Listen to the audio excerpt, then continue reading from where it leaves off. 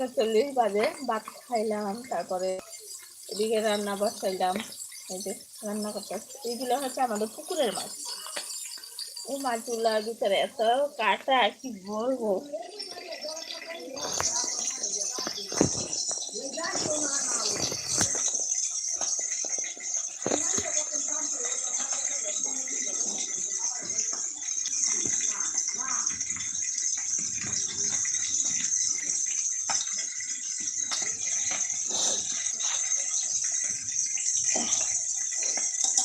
পুকুরের মাছ তো কাটা হইলেও খাইতে মজা আর কি, কিনতে হয় না মাছ।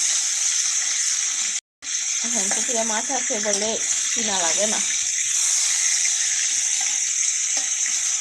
আমার কাছে তেলাপিয়া মাছটাই ভালো লাগে খেতে।